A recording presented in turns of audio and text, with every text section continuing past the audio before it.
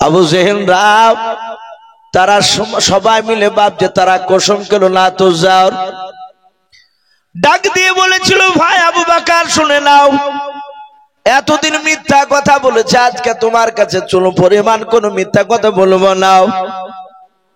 ওগো ভাই, মসজিদে হারাম থেকে বাইতুল মুকাদ্দাস কতটা দূরত্ব তুমি তো ভালো জানো। আবু বকর সিদ্দিক রাদিয়াল্লাহু তাআলা আনহু বলেন অনেক দূরত্ব।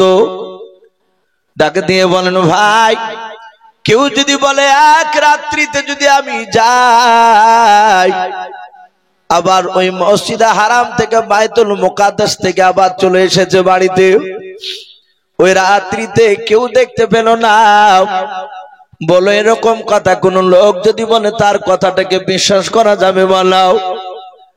হযরত আবু বকর সিদ্দিক রাদিয়াল্লাহু তাআলা আনহু ডাক দিয়ে বলেছিল, ভাই সোজা সোজা বলো, তোমার কথা তো আমার বুঝে আসে না। বলো রে ভাই, এরকম কথা কে বলেছে, তুমি তার নামটা বলাও। আবু জেহেল বেঈমান বিশ্ব নবীর বন্ধু আবু বকরের সামনে বাবা নবী যে এভাবে মেরাজের ঘটনা শুনিয়েছিলেন, হুবহু ওই ঘটনা বাপজি শুনিয়ে দিলাও। আবু বকর ডাক দিয়ে বলেন, ভাই এই কথাগুলো কি আমার রাসূলুল্লাহর জবান দিয়ে বেরিয়েছে? বলাও। আবু বকর বলে, অবশ্যই তোমার নবীজির জবান দিয়ে বেরোনো কথাগুলো আমি শোনালাম, চুল পরিমাণ কথা আমি বাড়ান্তি বলি নাই, কমও করি নাই। আবু বকর বলেন, ভাই এই কথাগুলো যদি আমার রাসূলুল্লাহ যদি জবান দিয়ে বের করেন, ভাই আমি তার বন্ধু আবু বকর এই কথাগুলো আমি বারহাক সত্য বলে মেনে নিলাম। জোরে বলুন সুবহানাল্লাহ। উতবা সাইবা বলে, ভাই এদের মাথা নষ্ট হয়ে গেছে, এরা অস্বীকার করবে না। আবু বকর আর বাড়িতে দাঁড়ালেন না, সোজা দৌড়ে চলে গেলেন রাসূলুল্লাহ দরবারে। নবী দরবারে গিয়ে বলছেন, ইয়া রাসূলুল্লাহ, ইয়া হাবিবাল্লাহ, আমার কাছে এখনই এই কিছুক্ষণ আগে আবু জেহেল উতবা সাইবারা গিয়েছিল। ওগো রাসূল, আপনি কি এই ধরনের কথা বলেছেন? আমার নবী বলেন, আবু বকর শুনে নাও, তুমি কি অবিশ্বাস করেছো রে আবু বকর? আবু বকর বলে, হুজুর এই কথাগুলো যদি আপনার জবান দিয়ে যদি বের হওয়া যায়, বের করেন আপনি, আমি আপনার বন্ধু আবু বকর বিশ্বাস করে নিয়েছে, আমি অবিশ্বাস করি নাই। আবু জেহেল বারবার বলেছে মিথ্যা কথা বলি না, আজকে সত্য কথা শোনালাও। আল্লাহ রাসূল বলেন, আবু বকর তুমি তাদের সামনে কি স্বীকার করেছে? বলে, হ্যাঁ। আল্লাহ রাসূলের যদি জবান দিয়ে কথাগুলো যদি বের হয়, আমি আবু বকর নবীর কথাগুলো সব সত্য বলে মেনে নিলাম। নবী আমার আর থাকতে না পেরে বাবা আবু বকরের কাছে দৌড়ে গিয়েও বুকের সাথে নবীজি আবু বকরকে জড়ে ধরে ডাক দিয়ে বলেন, আবু বকর এত বিশ্বাস করো তুমি আমাকে? বলে, হ্যাঁ। বলে, আবু বকর আজ থেকে শুনে নাও, পৃথিবীর মানুষ তোমাকে সিদ্দিক বলে ডাকবে। জোরে বলুন সুবহানাল্লাহ। আবু বকর সিদ্দিক, তুমি সত্যবাদী। সেই আবু বকর ডাক দিয়ে বলে, হুজুর আপনার কি অবিশ্বাস হয় যে আমি মিথ্যা কথা বলি? বলে, নাও। আমার আবু বকর অনেক জায়গায় এরকম ঘটনা এসেছে, বিশ্ব নবীকে এত ভালোবাসতেন, নবীর বিরুদ্ধে কথা বললে আবু বকর সহ্য করতে পারতেন না। সে আবু বকর মসজিদে নববীতে বললেন, হুজুর বেয়াদবি হলে মাফ করবেন। ওগো নবী, আমি তো ঈমান আনার পর আর অন্যায় করিনি, হুজুর আপনি আমাকে ক্ষমা করে দেন। আবু বকরকে বিশ্ব নবী বলেন, আমি ক্ষমা করে দিয়েছি। নবীজি কাঁদছেন। নবীজির বাম পাশে বসা ছিল হযরত আমিরুল মুমিনিন ওমর ইবনুল খাত্তাব। এই খাত্তাবের বেটা ওমর রাদিয়াল্লাহু তাআলা আনহু। বাবজি, আমরা ওমরের নাম অনেক শুনেছি, আমরা অনেক জায়গায় ইমাম সাহেবকে বাবজি দেখতে পাই, তারা দোয়া করে, আল্লাহ আমাদের ভারতবর্ষের মাটিতে তুমি ওমরের মতো নেতা বানিয়ে দাও। বলুন আল্লাহুম্মা আমিন। এই দোয়া করে না অনেক সময়? হযরত ওমর এত বাবজি শক্তিশালী ছিলেন, সেই উমার রসুলকে বলছেন, হুজুর আমি আপনার কাছে বড় ধরনের বেয়াদবি করে ফেলেছি, হুজুর আপনি আমাকে ক্ষমা করে দেন। আমরা সকলেই জানি যে হযরত উমর ফারুক রাদিয়াল্লাহু তাআলা আনহু তিনি এত শক্তিশালী ছিলেন, ঈমান আনার আগেও ছিলেন, ঈমান আনার পরেও ছিলেন।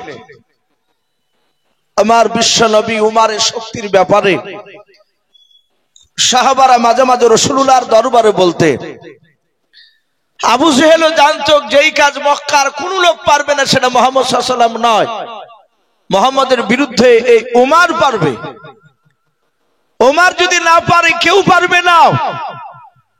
আমার বিশ্ব নবী দরদি নবী জনাবে মুহাম্মদ রাসূলুল্লাহ সাল্লাল্লাহু তাআলা আলাইহি ওয়াসাল্লামের সামনে আপনারা শুনেছেন, জানেন, ইসলামের ইতিহাসে বাবজি পাওয়া যায় সর্বপ্রথম যে মহিলাটা ঈমান আনার কারণে শহীদ হয়েছিলেন তিনি ছিলেন একজন মহিলা, তার নাম হযরত সুমাইয়া রাদিয়াল্লাহু তাআলা আনহা। নাম শুনেন নাই? সুমাইয়া তার বেটা হযরত আম্মার রাদিয়াল্লাহু তাআলা আনহু, তাদের মা বেটাকে বাবজি ওমর জোর করে তুলে নিয়ে গিয়েছিল মক্কার চৌরাস্তার মোড়ে, তাদেরকে উলঙ্গা করে বাবজি বেঁধে রেখেছিল। শুধু উলঙ্গাই নয়, তার লজ্জাস্থানে বাবজি বর্ষা মেরেছিল, বল্লম যাকে বলি। আমার বিশ্ব রাসূল গিয়েছিলেন, সুমাইয়া চোখ বন্ধ করে কেঁদেছিলেন, ওগো রাসূল আপনি কেন এসেছেন এই জায়গায়? নবী আপনি চলে যান, আমরা ঈমান নষ্ট হতে দিব না। জোরে বলুন সুবহানাল্লাহ। বাবজি সে সময় উমরের ভয়ে রাসূলের সাহাবায়ে কেরামরা প্রকাশ্য কালেমার দাওয়াত দিতে পারেনি। নবীজি বলেছেন ওমরের বাহুতে এই দুই হাতে আল্লাহ রাব্বুল আলামিন দুনিয়ার 50টা যুবকের শক্তি একাই ওমরকে দান করেছিলেন। জোরে বলুন সুবহানাল্লাহ। ওমর এত বেয়াদব ছিল, ওমর যেই লোকটাকে জবাই করত তাকে জবাই করে তার শরীর থেকে রক্ত চামড়ার মুশুকে ভরে নিত। যাকে জবাই করেছে তার রক্তকে চামড়ার মুশুকে ভরে নিয়ে তারই বাপ চাচার সামনে গিয়ে চিৎকার করে বলতো, বাড়িতে ডেকে গিয়ে বলতো, এই যে তোর সন্তানের রক্ত। কোন কোন সময় আবু জেহেল নয় ওমর তার বাপের শরীরে বাবজি তার বেটা রক্ত ছুঁড়ে ফেলতো। তাহলে কত বড় বেয়াদব ছিল সেই ওমর। রাসূলের কাছে হাত দুখানা জোড় করে কাঁদেন আর বলেন, হুজুর বেয়াদবি হলে মাফ করবেন নবী, আমি আপনাকে চিনতাম না, আমি আপনাকে না চিনার কারণে ওগো নবীজি আমি আপনাকে মারতে গিয়েছিলাম। কিতাবে লিখেছে বাবজি ওমর ফারুক রাদিয়াল্লাহু তাআলা আনহু ঈমান আনার আগে আবু জেহেল, উতবা, সাইবা, আবু সুফিয়ান, আবু লাহাব এইরকম মক্কার বড় বড় বাবজি তাবুর তাবুর নেতারা রাতে দিনে 6 বার করে মিটিং করত। তো এক রাত্রি বেলায় উমারও বাবজি গোপন মিটিং এ আছে। আবু জেহেল শয়তানি তো কম ছিল না, যারা ইবলিস শয়তান হয় তাদের অনেক ক্রিটিক্যাল বুদ্ধিও থাকে। আবু জেহেল জানতো যে উমরকে চটানো যাবে না, উমরকে চটালি বিপদ রয়েছে। তোমার বক্তব্য শুনতে শুনতে আবু জেহেলকে হঠাৎ করে প্রশ্ন করে বলল, এই আমর ইবনে হিসাম, এই হিসামের বেটা আমর। আবু জেহেল কি আসল নাম ছিল আমর ইবনে হিসাম। তোমার বলল, এই হিসামের বেটা আমর, আমি মুহাম্মদ সাল্লাল্লাহু আলাইহি ওয়াসাল্লামকে আমি কাছে তার কথা শুনি নাই, কিন্তু আমি দূর থেকে দেখেছি। তুমি তো বলেছো যে মুহাম্মদ সাল্লাল্লাহু আলাইহি ওয়াসাল্লাম তার দলবলকে দেখলে দূর থেকে আঙ্গুল দিবা কানে, কানে আঙ্গুল দিয়ে হাঁটবা।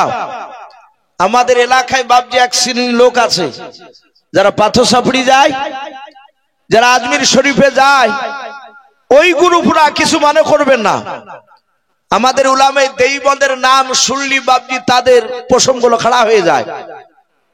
জালসায় উঠলি দেখা যায় অনেক বক্তা শ্রোতা দেখতে পায়। জাহাতে উঠে উলামে দেওবন্দ বক্তা রমনি জুতাটা হাতে করে নিয়ে বাড়ির দিকে টান দেয়। কেউ যদি বলে ভাই চলে যাচ্ছে ওখানে, বলে ইয়ার ওয়াজ শোনা যাবে না। মানে ওদেরকে বলেছে, ওদেরকে যারা পরিচালনা করে, ওরা যারা হুজুর বলে তাদেরকে মানে, বলেছে যে শোনো, ওই দেওবন্দির ওয়াজ শোনা যাবে না, তবলিগের ওয়াজ শোনা যাবে না। একদম সেম আবু জেহেলের মতো কথা। ওরা জানতো, এখনো ওরা জানে যে তবলিগের কথা, দেওবন্দির কথা যদি 1 ঘন্টা কোন মজলিসে মন দিয়ে যদি শুনে, ওই লোকটা ভণ্ডামি এরা করে তা ধরে ফেলবে। বাপজি আমার সোনা লালেরা, তবলিগ জামাতরা বাপজি বিরোধীতে এমন কোন খারাপ কথা বলে না। ওদের কাজ, একজন আল্লাহ ভোলা লোক নামাজ পড়ে না, কি করে নামাজি হবে? আর যারা নামাজ পড়ে তাদেরকে বলে যে চাচা একটু বসুন, আপনি রুকু করেন কি করে, সেজদার দোয়াটা বলে। এই সব কথাগুলো বাপজি অনেকে আবার শুনতেও চাই না, অথচ গল্প করে যে ক্লাস 3 থেকে 5 ওয়াক্ত নামাজ পড়ি। আর সেজদার দোয়া সুবহানা রাব্বিয়াল আ'লা, এই সঠিক বের হয় না। সুবহানা রাব্বিল আ'লা, সুবহানা রাব্বিল আ'লা, সুবহানা রাব্বিল আযীম, সুবহানা রাব্বিল আযীম, এভাবে পড়ে চালিয়ে দেয়। কারণ ও কোনোদিন হুজুরকে বলে না যে হুজুর দেখেন দিন আমার এগুলো ঠিক হয় কিনা। বাপজি আবু জেহেলরা বিশ্ব রাসূলের বাপজি লোক সাহাবাদেরকে দেখলে তারা এমন ভাবে মিটিং করেছিল যে মুহাম্মদ সাল্লাল্লাহু আলাইহি ওয়াসাল্লামের কথা খবরদার শুনবে না, হয় কানে তুলে দিবা, আর না হলে 2 আঙ্গুলে ভাবে কানে ভরি দিয়ে যতক্ষণ দেখবা ওরা আছে ততক্ষণ জানে কান থেকে আঙ্গুল বার করবা না।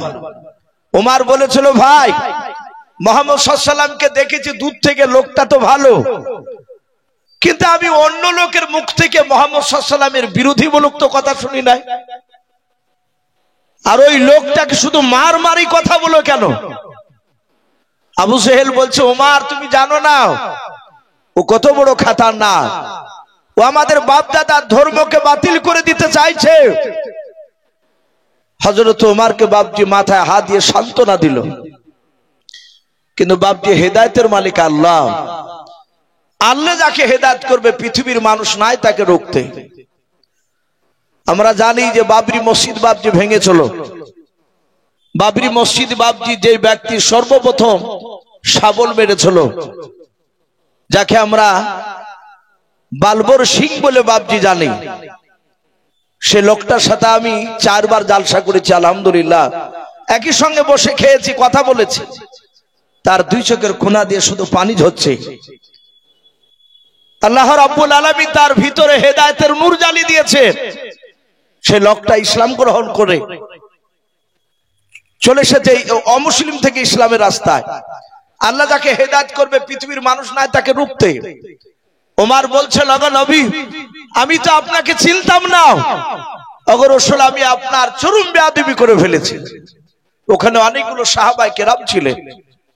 একজন সাহাবা তিনি বললেন, ওগো ওমর ভাই, ও ওমর ভাই, মানুষ আগে ওমরকে ভয় করতো কি ঈমান আনার আগে কথা বলতে, ঈমান আনার পরে মানুষ জানে ঈমানদাররা তারা যদিও রাগিল হয় শরিয়ত অনুযায়ী, বলুন আলহামদুলিল্লাহ।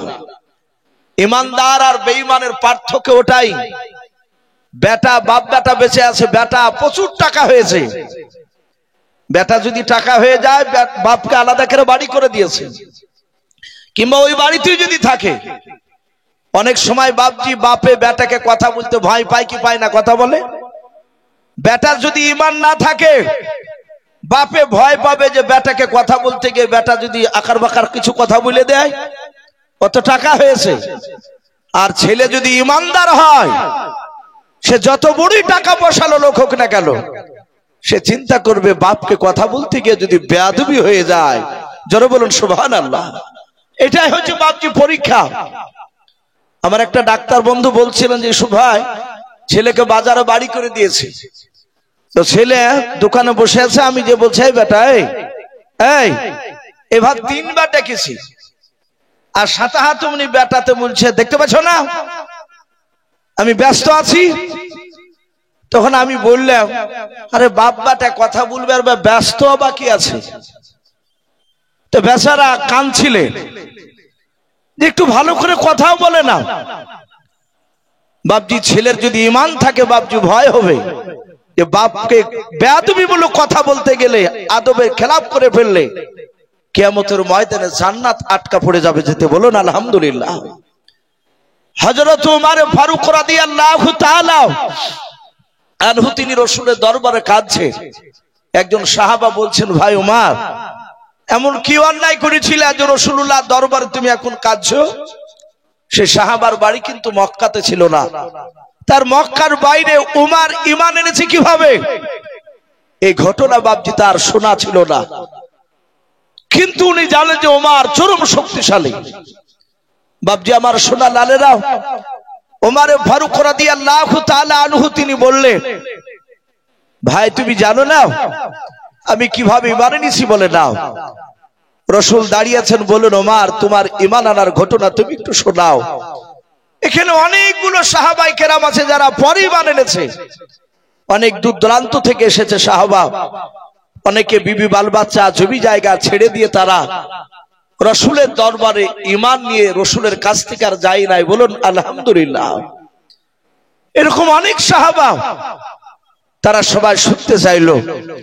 বাপজি আমার সোনা লালেরা, ওমর ফারুক রাদিয়াল্লাহু তাআলা আনহু রাসূলুল্লাহ দরবারে বাপজি তিনি বলতে লাগলেন, আপনারাও বাপজি সকলে জানেন রাসূল এক নয় দুই নয়, রাসূলের দুশমন বাপজি বেঈমান আবু জেহেল প্রায় 12,000 লোক নিয়ে বাপজি মিটিং শুরু করেছিল। আর সেই মিটিং এ প্রধান বক্তা ছিল এই বেঈমান আবু জেহেল লোকটা। সে এমন করে কৌশল করে বক্তব্য দিয়েছিল, সে ডাক দিয়ে বলেছিল, ভাই মুহাম্মদ সাল্লাল্লাহু আলাইহি ওয়াসাল্লামকে কে মারতে পারবে? সবাই তাকাতাকি করেছিল, কেউ হাত উঁচু করতে পারে নাই। লাস্টে ওমর একটু পেছনে ছিল, ওমর হাত উঁচু করে বললে, এই আবু জেহেল, এই হিশামের বেটা আমর, আমি খাত্তাবের বেটা ওমর, আমি কাউকে ভয় পাই না। মুহাম্মদ সাল্লাল্লাহু আলাইহি ওয়াসাল্লাম বড্ড বড় বেড়ে গেছে এটা জানি, কিন্তু বলো তার কি চাও? তার হাত কাটা চাও না পা কাটা চাও না তার মাথা কাটা চাও? আবু জেহেল বলল, সবাই মিলে হাত তালি মেরে বাপজি তাকে তাকে আরো বাপজি তাকে সাঙ্গা করে দিয়েছে বেঈমানেরা। তারা বলল যে ভাই ওমর তুমি ছাড়া কেউ মারতে পারবে না। মুহাম্মদ সাল্লাল্লাহু আলাইহি ওয়াসাল্লাম বড্ড বড় বেড়ে গিয়েছে, তার বডি থেকে গলাটা আলাদা করে দাও, মাথাটা ওর মাথা কাটিয়ে নিয়ে আসো। আবু জেহেল বলল, মাথা কেটে নিয়ে আসতে পারলে তোমাকে 3টা বড় ধরনের উপহার দিব। ওমর রাজি হয়ে গেল। ওমর বলল, আমার তোমার জবানের উপর বিশ্বাস হয় নাই। বলে আবু জেহেল, উতবা সাইবা এই দেশের সব বড় বড় নেতারা আছে? বলে হ্যাঁ। বলে ওই দেখো একটা পাহাড়, যে পাহাড়ে গিয়ে মানুষ কসম খায়। আমরা মানুষ অনেক সময় দেখতে পাই মানুষ কিছু দেখা যায় যে শিকার হয় না, তখন অনেকে বলে যে ভাই মসজিদে গিয়ে তুই কথা বলতে হবে। সাধারণ লোক অনেকে বলি আমরা। এখন আর মসজিদ কোরআনকে ভয় করছে না, বাপ কোরআনকে ভয় করছে না। তো ওরা মক্কার কাফিরদের বাপজি একটা বিশ্বাস ছিল, ভয় ছিল যে একটা পাহাড় বাপজি কুবা নামক পাহাড়, সে পাহাড়ে গিয়ে হাত দিয়ে ওয়াদা করলে জীবন থাকা পর্যন্ত বাপজি ওই ওয়াদাটা পুরা করত। আবু জেহেল, উতবা, সাইবা ওরা সবাই মিলে ওমরের সামনে গিয়ে পাহাড়ে হাত দিয়ে বলল, এই পাহাড়ের কসম খেয়ে বলছি এই ওয়াদা পুরা করব তুমি যদি মুহাম্মদ সাল্লাল্লাহু আলাইহি ওয়াসাল্লামের মাথা কেটে নিয়ে আসতে পারো। ওমর বলল, অসুবিধা নাই, আমাকে বিষাক্ত একটা তলোয়ার দাও। যে তলোয়ারে বাপজি বিষ মাখানো ছিল। ওমর বেঈমান বাপজি সে সময় তলোয়ার খানা হাতে করে নিয়ে 12,000 লোকের সামনে হাত তালি নিয়ে দৌড়াতে শুরু করলো। ওমর এত দ্রুত বেগে ছুটছে, বিশ্ব নবীকে মারবে। কিতাবে এসেছে বাপজি মদিনা নয়, ওই মক্কা নগরে আমার বিশ্ব নবী দৌলতি নবী যখন ছিলেন সাহাবাদেরকে নিয়ে, ওমর বাপজি মরুভূমির ময়দান দিয়ে পাহাড়ি এলাকা দৌড়াচ্ছে। একজন রাসূলের সাহাবা যিনার নাম হযরত নাঈম রাদিয়াল্লাহু তাআলা আনহু, তিনি দুম্বা উট চড়াচ্ছিলেন। ওনারা হাতে বাপজি ছোট্ট একটা লাঠি, উনি সে নিয়ে ছাগল চড়াচ্ছিলেন, দুম্বা চড়াচ্ছিলেন। ওই পাহাড়ি এলাকায় দেখছে একবারে ওমর এত দ্রুত বেগে দৌড়ে যাচ্ছে। হযরতে নাইমের সাথে ওমরের একটু ভাব ছিল। আমাদের অনেক মুসলমান ভাই, আমার হিন্দু ভাই, যুবক বন্ধুর সাথে অনেকের বন্ধুত্ব তৈরি হয়। ডাক দিয়ে বলল, ভাই এই ওমর, এই কি ব্যাপার, এত দ্রুত বেগে দৌড়াচ্ছ, কোথাও জানে না যে রসুলকে বাঁধতে যাচ্ছে? ওমর দাঁড়িয়ে বলল, ওই আব্দুল্লাহর সন্তান মুহাম্মদ সাল্লাল্লাহু আলাইহি ওয়াসাল্লামকে আমি জব্দ করতে যাচ্ছি। বেটা বেরিয়েছে খুব, তার মাথা কাটতে যাচ্ছি, গোটা দেহ থেকে মাথাটা আলাদা করে দেব। বেটা চিনে না, উমারের পাল্লায় পড়েনি, এতদিন কিছু বলেনি, আজ মুহাম্মদ সাল্লাল্লাহু আলাইহি ওয়াসাল্লামের রিহাই নাই। হযরতে নাইম কাছে বলল, ভাই একটু কাছে এসো। বলে, এই ভাই তুমি যে মারতে যাচ্ছ, মুহাম্মদ সাল্লাল্লাহু আলাইহি ওয়াসাল্লাম তো একাই নাই, সেখানে যদি তার কয়েকটা সাথী ভাই থাকে তারা তো তোমাকে কম করে ছাড়বে না। জাহাতি কথা বললো। ওমর বলল, এই তোর কথাবার্তা শুনে মনে হচ্ছে তুই ওরই লোক। সাথে হাতে বলল, ভাই বাস্তবে আমি মুহাম্মদ সাল্লাল্লাহু আলাইহি ওয়াসাল্লামের লোক, বলুন আলহামদুলিল্লাহ। জাহাতে নবীর লোক বলেছে, আরো উমর রেগে গেছে। উমরকে ডাক নাই, উমর বলল, এই তোকে আগে জবাই করব। হযরতে নাইম বলল, ভাই উমর শুনে না, তোমার দেহতে বাহুতে শক্তি বেশি থাকতে পারে। আই উমর, তুমি আমাকে 10টা তলোয়ার চালাতে পারলে আমি একটা তো মারতে পারবো। গত কয়েকদিন আগে বাবজি আমাদের পশ্চিম বাংলায় একটা রেজাউল বলে একজন মাওলানা, মাথায় রুমাল দিয়ে, অনেকে দেখেছেন ইউটিউবে, ট্রেনে যাচ্ছিল, তাকে দেখে বাবজি চাচা বিভিন্ন রকমের বাংলাদেশি জঙ্গি অনেক রকমের ন্যায় অন্যায়কের কথা বলেছিল। তো ছেলেটা তাদের কথাতে বাবজি একটু জবাব উত্তর দিয়েছিল। সে বলেছিল, ভাই ঈদেশ আপনার, ঈদেশ আমারও, আপনার যতটা আমার ততটা 1 ইঞ্চি, আপনারও বেশি নাই, আমারও 1 ইঞ্চি কম নাই। এই প্রতিবাদ করার কারণে বাবজি তাকে মারতে মারতে এমনকি ট্রেন থেকে ছুঁড়ে ফেলে হত্যা করার পরিকল্পনা নিয়েছিল। তাকে টানাটানি করে একজন আমার হিন্দু ভাইদের মধ্যে থেকে টেনে সেই মাওলানাকে চাবিড়ে ধরে তাকে ছাড়ে নাই। ওই দুষ্কৃতীদের হাত থেকে বাবজি ওই হিন্দু ভাইটা বাবজি বাঁচিয়েছেন আল্লাহ, কিন্তু তার মারফতে উনি মারতে দেয়নি। পৃথিবীতে বাবজি এখনো আমাদের হিন্দু ভাইরা আছে, অনেক হিন্দু ভাই আছে মুসলমানের জন্য জীবন দিতে রাজি আছে, কিন্তু এক শ্রেণীর বাবজি বেঈমানরাও তারা মাথা ছাড়া দিয়েছে। তারা চাইছে যে মুসলমানকে ভারতবর্ষ থেকে বাবজি একেবারে শেষ করে দেবে, কিন্তু পারবে না। বাবজি যত ওরা মুসলমানকে মারছে, ওরা জানছে গোটা পৃথিবীতে মুসলমানের সংখ্যা বাড়ছে। জোরে বলুন সুবহানাল্লাহ। তো বাবজি হযরতে নাইম ডাক দিয়ে বলল, ভাই উমর তুমি 10টা মারলে আমি একটা মারতে পারবো তোমাকে। ভাই উমর তোমারও হাতে তলোয়ার, আমারও হাতে লাঠি রয়েছে। বলাই উমর তোমার 2টো হাত, আমার 2টো হাত, তোমারও রক্ত আছে আমারও রক্ত আছে শরীরে, তোমারও গোশত আছে আমারও গোশত আছে। উমর আমাকে নবীকে মারার আগে তোমার বাড়িটা ভালো করে খোঁজ রাখো গা। জাহাতে বাড়ির কথা বলেছে। উমর বলল, বাড়ি মানে? বলে, এই তোমার আপন কলিজার টুকরা বোন ফাতেমা নাই? বলে, আছে তো, আমি বিয়ে দিয়েছি আমার বোনে। বলে, তোমার সেই বোন ফাতেমা আর তার স্বামী শাহিদ খোঁজ রেখেছো? ওরা দুজনায় যেই নবীকে মারতে যাচ্ছ সেই নবী কলেমা পড়ে তারা মুসলমান হয়ে গিয়েছে। উমর বলল, তা তো শুনি নাই। বলে, কবে হয়েছে? বলে, কদিন হলো। উমর বলছে, আমি বেশ কয়েকদিন তার বাড়িতে যাইনি।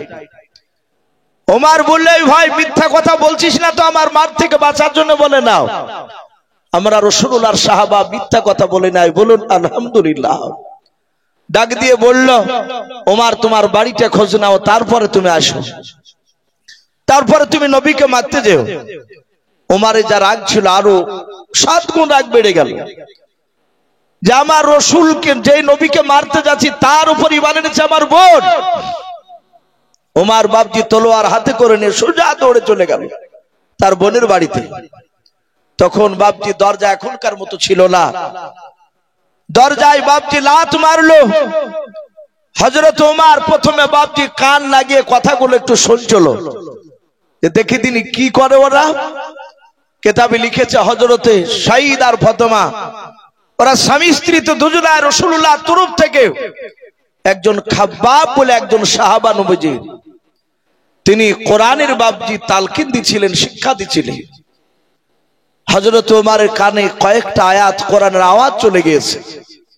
ওমরের ভাষা ছিল আরবি, কোরআন নাজিল হয়েছে আরবিতে।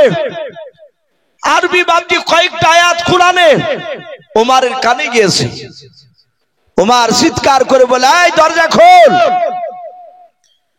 ওমরের বোন বাবজি গলার আওয়াজ কানা শুনে চিনতে পেরেছে উনি আমার কলেজার টুকরা ভাই ওমর। ওমরের বাবজি শক্তির ব্যাপারে, পাগলামোর ব্যাপারে তার বোনের ভালো জানা ছিল। হযরতে ফাতেমা ডাক দিয়ে বলেছিল, প্রাণের স্বামী শুনে নাও, আর মনে হয় বাঁচতে পারবো না আমরাও। ওই দেখ আমার ভাই বাড়ির দরজায় এসে ডাক দিচ্ছে, বোন দরজা খোল বলেছে।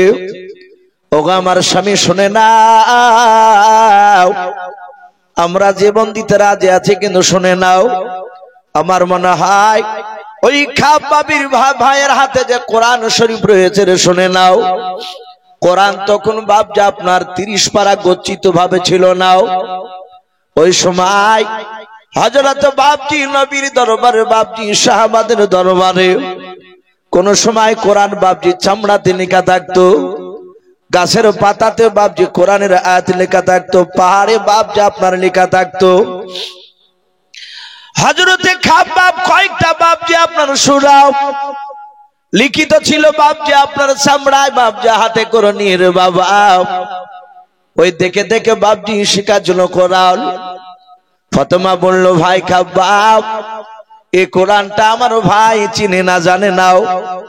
কোরআনটাকে হয়তো টান মেরে ফেলে দিবে, কোরআনকে টান মেরে ফেলে দিলে সহ্য করতে পারবো না।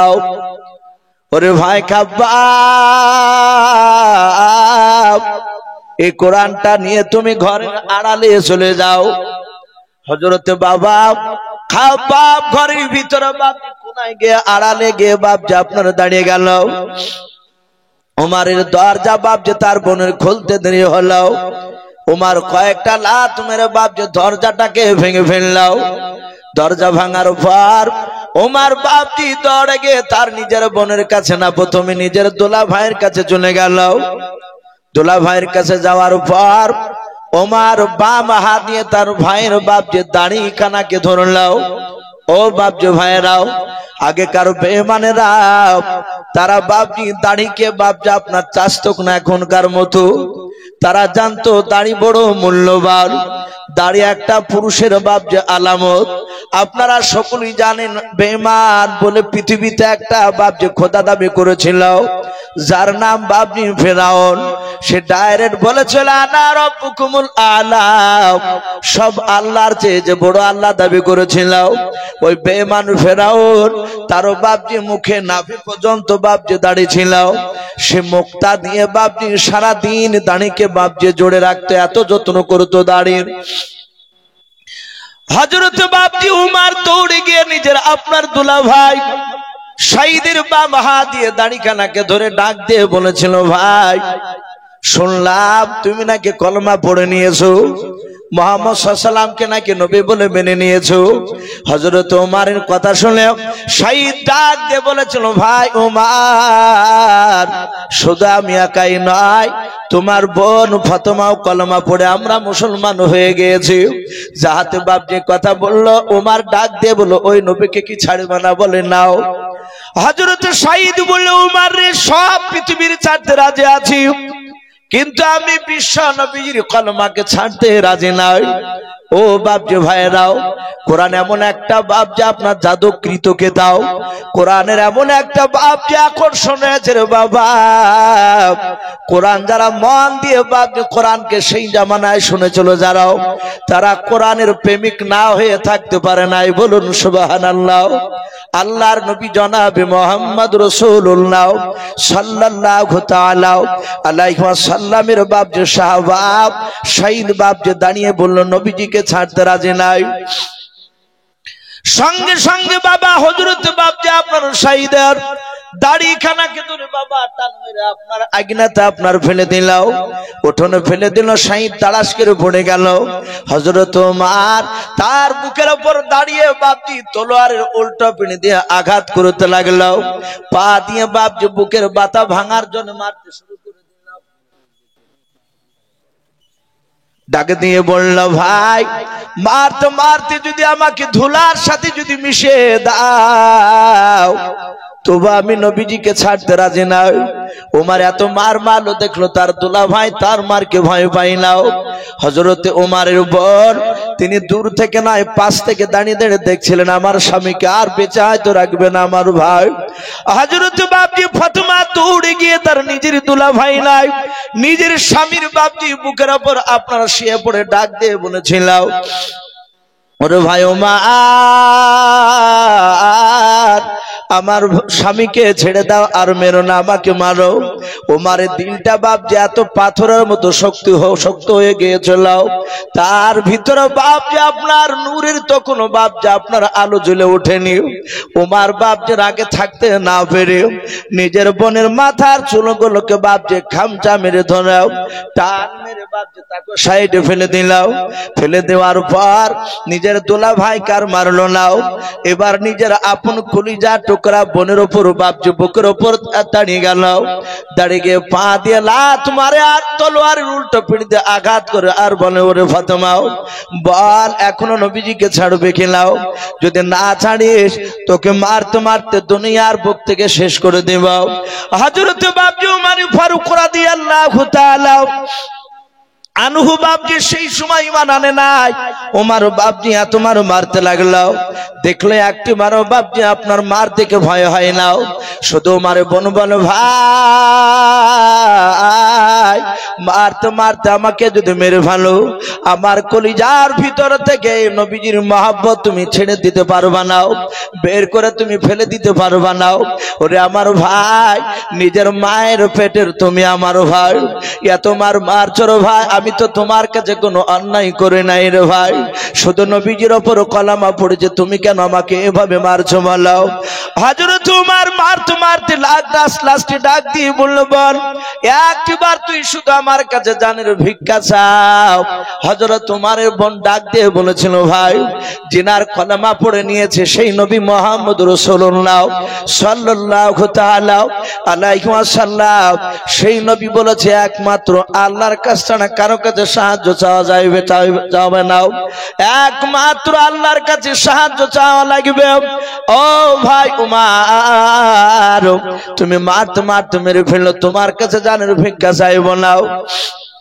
ওমর বাবা তলোয়ারের উল্টো পিঠে দেখছে রক্ত লেগে আছে, মাটিতে থেকে দেখে ওমরের বোন আর শাহিন তারা স্বামী স্ত্রী দুজনায় মাটিতে যেদিক দিয়ে গড়াগড়ি বাপজি পড়েছে সেই দিকে বাপজি মাটিতে রক্ত লাল হয়ে গিয়েছে। ওমর দেখলে এমন জাদু করেছে সেই আব্দুল্লাহর বেটা যে আমার বোন কোনো মতে মারকে ভয় পাই নাও, আমার দুলাভাই ভয় পাই নাও। হযরত ওমর ডাক দিয়ে বলেন, ওরে বোন ফাতেমা এমন কি জাদু করেছে তাকে কি তোরা ছাড়বি না? বলে ভাই জীবন চলে গেল ছাড়ব না। লাস্টে ওমর বলল, বোন আমি দরজায় লাত মারার আগে আমি চিৎকার করে ডাকার আগে আমি 2-3 মিনিট আমি দাঁড়িয়েছিলাম। ওরে বোন কে যেন পড়ছিল ইন্নী আলাল্লাহ, আমি নিশ্চয় আল্লাহ, বারবার এই কথাটা পড়ছিল। কে বলছিল রে বোন এত সুন্দর কথা বল? হযরত বাপজি ফাতেমা মনে মনে চিন্তা করেছে, ভাই কি ব্যাপার হঠাৎ করে নরম হয়ে গেল? ডাক দিয়ে কেঁদে কেঁদে বলেছিল, ভাই আমরা কোরআন শরীফ শিখছিলাম। ওমর বলল, বোন কোরআন আবার কি জিনিস? বলে ভাই যেই নবীর কলেমা পড়ার জন্য তুমি আমাদেরকে মেরে ফেলার জন্য তৈরি হয়ে গিয়েছিলাম সেই নবীর উপরে কোরআন নাজিল হয়েছে, ওই কোরআন গোপনে শিখছিলাম। বলে বোন কোরআনটা একটু আমাকে একটু পড়ে দেখে। ফাতেমা বলে, ভাই কোরআনটা তোমার হাতে দেওয়া যাবে না। বলে কেন? বলে তোমার শরীরটা তোমার নাপাক হয়ে আছে, অপবিত্র হয়ে আছে, তুমি পেশাব ফিরে পানি নাও না। বলে নাও। ওরে ভাই এই কোরআন তোমার হাতে নাড়তে দেওয়া যাবে না। হযরত ওমর বলল, বল কি করা যাবে? ওই কোরআনটা শুনতে গেলাম বলো ভাই তুমি এখানে দাঁড়াও। উমার বাপজি দাঁড়িয়ে গেল। খাব্বাব ঘরের ভিতর থেকে মনে মনে ভাবতে লাগলেন, উমারের গলার আওয়াজটা একটু নরম হয়েছে, মনে হয় উমার আর মারবে না। খাব্বাব বেরিয়ে এসে বলল, ভাই উমার, আমি গতকালকে আসর নামাজ বিশ্ব নবীজির পেছনে পড়েছিলাম।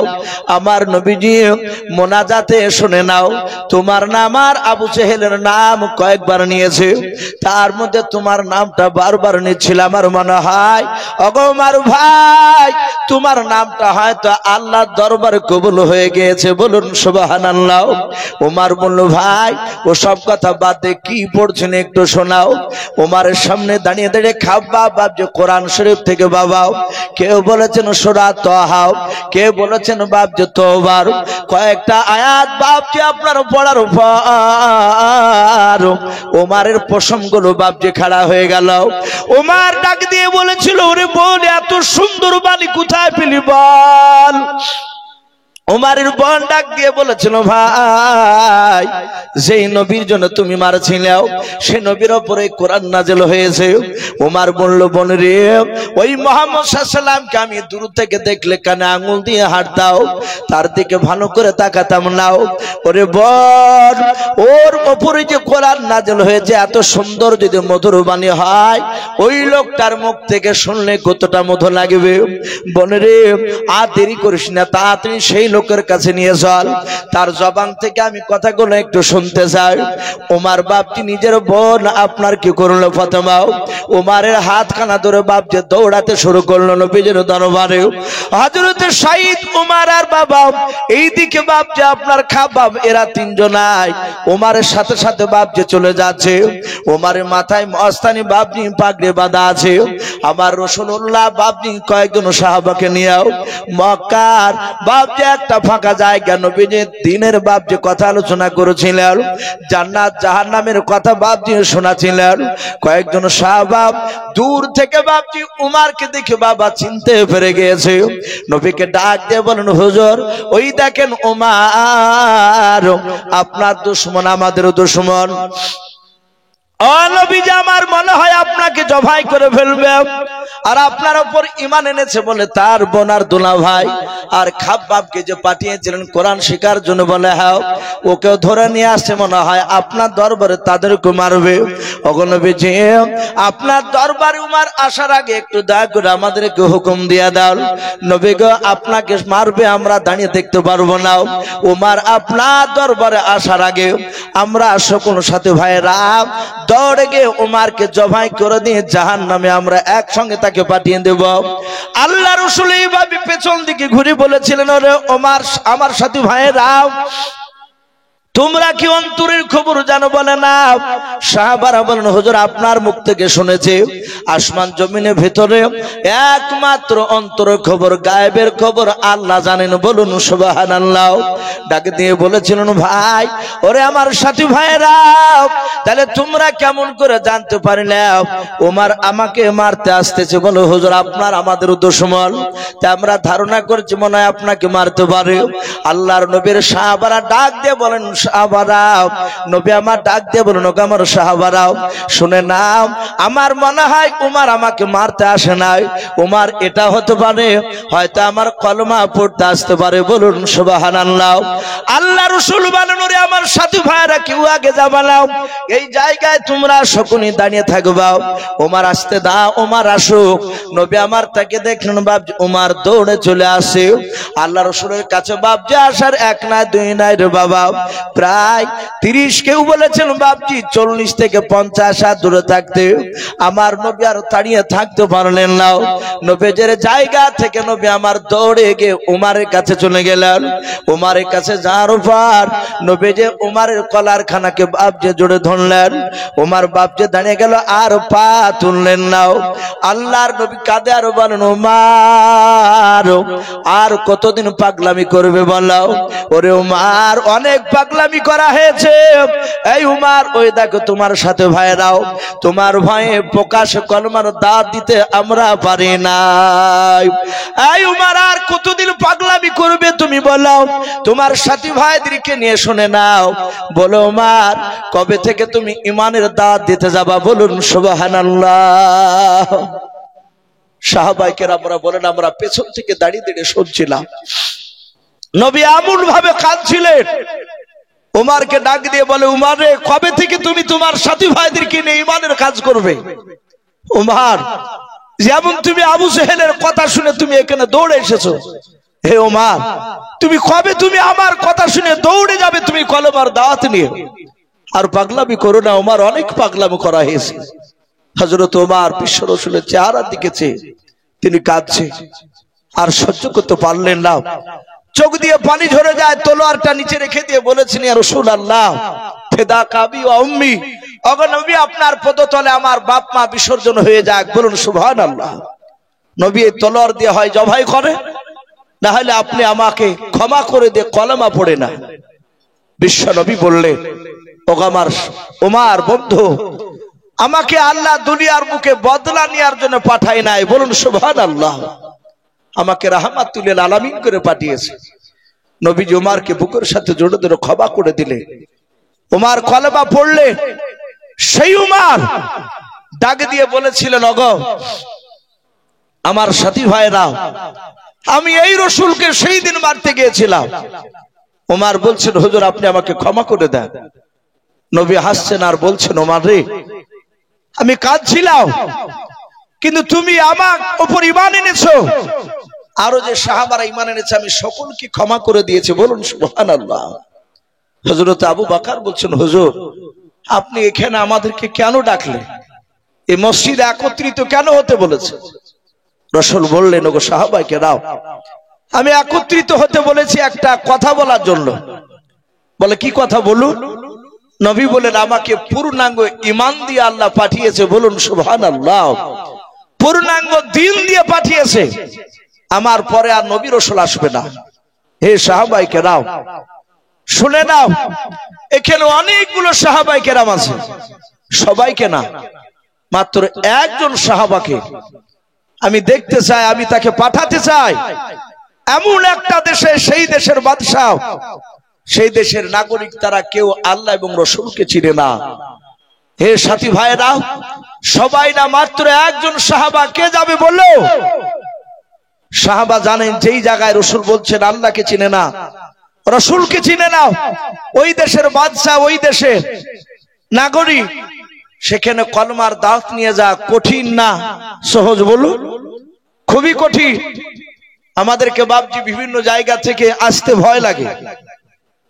গতকালকে বাপজি রানাঘাটের ওই এলাকায় একটা জবপুর বলে একটা গ্রামে জালসা ছিলাম, রাত্রি 1টাতে নামলাম।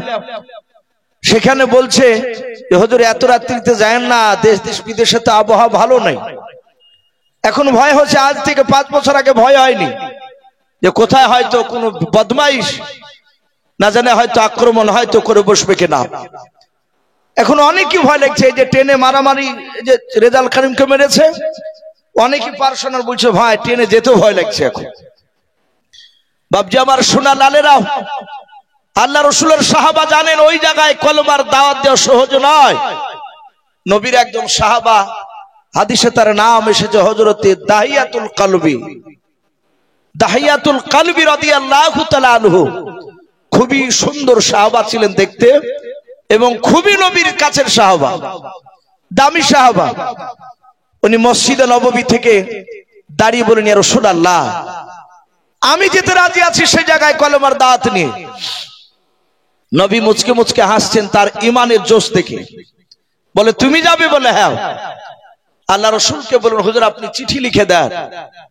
আর ওই দেশটার নাম বললো। নবী বলেন, দেশটার নাম রোম দেশ। কি নাম বললাম? রোম দেশ। আর ওই রোম দেশের সম্রাট হিরাক্লিয়াস, বুখারী শরীফে কয়েকবার তার নাম এসেছে। আল্লাহ রাসূল তার বুদ্ধির প্রশংসা করেছিলেন, কিন্তু বেঈমান সে ছিল। নবীজি বাপজি লিখতে জানতেন না, এটা আমরা সকলেই জানি। কারো কাছে লেখাপড়া করেননি, এই জন্য নবীকে উম্মি বলা হতো। তাই বলে নবী যে আনপাড় জাহেল এইরকম শব্দ ব্যবহার করা যাবে না নবীর সামনে। নবী লেখাপড়া জানতেন না, এটা সত্য। তাই বলে নবীর জ্ঞান কি কম ছিল? কথা বলুন, নবীর জ্ঞান কম ছিল না। আজও জন্মায়নি, কিয়ামত পর্যন্ত জন্মাবে না নবীর জ্ঞানের মতো। লোক আর আসবে না পৃথিবীতে। আমার বিশ্ব রাসূল তার একজন সাহাবা আব্দুল্লাহ বিন মাসউদ রাদিয়াল্লাহু তাআলা আনহু, নবীজি তাকে ডেকে বললেন, আমি যা বলছি তুমি লেখো। আল্লাহ রসুলের কথা, জবানি কথা, নবীর আর সাহাবা তিনি লিখলেন। লেখার পরে বিশ্ব নবীর হাতে একটা আংটি থাকতো, চাঁদির আংটি। কিছু মনে করবেন না, মুফতি সাহেবের সাথে আলোচনা করবে। আমাদের অনেক মানুষকে দেখা যায় হাতে 4টা-5টা পর্যন্ত আংটি ভরা থাকে, তামার, চাঁদির, সোনার। কিন্তু অথচ শুধু চাঁদির 4 আনা চাঁদি ছাড়া আর ব্যবহার করা যায় না। সোনার আংটি যদি ব্যবহার করেন বাড়িতে নয়, মুসাফির হালাতে কোনো জায়গায় ব্যবসা করতে যাচ্ছেন সফরে, সেক্ষেত্রে ব্যাপারটা আলাদা। বাদ বাকি বাড়িতে সোনার আংটি হাতে দিয়ে ঘুরিয়ে বেড়ালে আমরা ভাবছি, মাঝে মাঝে হাতে দিয়ে দেখেছি, কথাটা মিলালছি। এখন তো ভাবছি যারা বিয়ে করছে না কিনলো শ্বশুর বাড়িতে একটা আংটি পাচ্ছে, তো আংটি হাতে নিয়ে ভাবছি নামাজ পড়তে গেলে, পাড়াতে ঘুরলে অটোমেটিক ভিতরটা একটু কেমন মনে হয়, অহংকার চলে আসে। লোকের সাথে কথা বলে এভাবে আঙুলটাকে উঁচে করতে মন যায়, মানে দেখুক যে আমি সোনার আংটি হাতে দিয়েছি।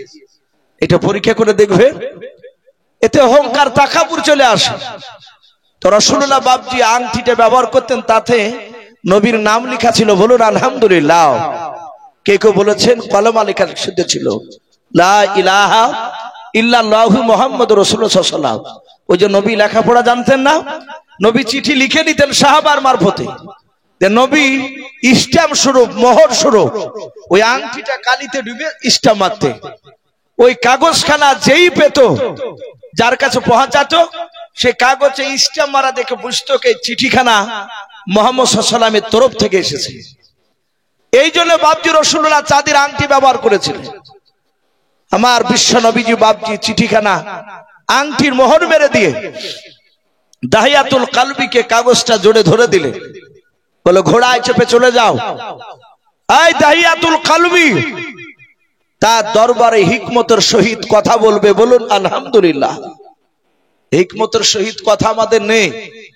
যুবক ছেলে অনেকে নামাজ পড়তে যায়, আমাদের মুসল্লি দেখেন অনেকে থাকে, এ নামাজ পড়তে গিয়ে যদি 1-1 মাস না আসে, 1 মাস গিয়ে হয়তো আর যায়নি, হঠাৎ করে ওকে রাস্তাতে দেখলি, বলে হ্যাঁ তোর বাপই তো নামাজ পড়ে না, তুই নামাজ পড়িস 5 ওয়াক্ত, তোর মতো নামাজি কত দেখেছি। এই যে কথাটা, এটা হিকমতের কথা নয়। তাকে যদি বলা হয়তো যে বাবা, যদি তার চাচা সম্পর্ক হয় বেটা, যে বাবা মসজিদে 1 মাস নামাজ পড়ছিলে, জামাতটা ভালো লাগছিল, 1 মাস থেকে যাও না বাবা, তো মসজিদটা ভালো লাগে না, ফাঁকা ফাঁকা মনে হয়, বাবা যাও না কেন? ওর প্রশংসা করলে দেখবেন সে চিন্তা করবে, সে যে কোনো একটা অজুহাত দেখাবে। আর একটা লোক এসে যদি বলে যে ভাই মসজিদে যাচ্ছিলে কত ভালো লাগছিল, যাও না, তো মসজিদটা ফাঁকা ফাঁকা মনে হয়, সে দেখবে তো সবাই তো লক্ষ্য রাখে, ওই ব্যক্তি আর মসজিদে না গিয়ে থাকতে পারবে না। বলুন সুবহানাল্লাহ। এ হচ্ছে হিকমতের কথা। আর প্রথমে যদি বলেন তোর বাপই তো পড়ে না, তা তুই পড়িস, ও জানতাম যে তুই 1 মাস পড়ে আর পড়বি না, তা ওটা যাবি না। আল্লাহ রাসূল বলেন, এই সাহাবা দাহিয়াতুল কালবি, রোম দেশের সম্রাটের দরবারে সম্রাট একাই থাকে না, রাতে দিনে মিলে তার কাছে 5000 লোক তাকে যুক্তি পরামর্শ দেয়, সাবধানে হিকমতের সহিত কথা বলবা। চলে গেল, 5000 লোক বাবজি বসে আছে। দাহিয়াতুল কালবি বলেন, আপনাদের মধ্যে বাদশা কে? সবাই বলে, ওই দেখো উঁচু সিংহাসনে বসে আছে। হযরতে দাহিয়াতুল কালবি গেলেন, যাওয়ার পরে আমার বিশ্ব রাসূলের সাহাবার চিঠিখানা দেখার পরে হাত থেকে চিঠিখানা নিয়ে তার চোখগুলো লাল হয়ে গেল। জোরে জোরে চিঠি পড়ছিল, তার 5000 লোক শুনছিল। 5000 লোক চিৎকার করে বলল, হুজুর একে জবাই করে দেন। এত বড় স্পর্ধা, মদিনা থেকে এসে রোম দেশে আমার বাপ দাদা ধর্মকে বাতিল করে দিয়ে নতুন ধর্ম প্রচার করতে চাইছে। দাহিয়াতুল কালবি চিৎকার করে বলে, এই সবাই চুপ করে বসো, আমি তোমাদের বাদশা, এর কি করতে হবে না করতে হবে সেটা আমি সিদ্ধান্ত নিয়েছি। ডাক দিয়ে বলল, যাহাতে চুপ করতে, সবাই চুপ করে গেল। রোম দেশের সম্রাট হেরাক্লিয়াস বাদশাহ ডাক দিয়ে বলল, তুমি তো নবীর কলমা নিয়ে এসেছো, চিঠিতে লেখা আছে, বলে বলো মুহাম্মদ সাল্লাল্লাহু তাআলা আলাইহি ওয়াসাল্লামের একটু দু চারটে ভালো কথা শোনাও দিদি, সে কেমন চরিত্রবান ভালো মানুষ ছিল বলো।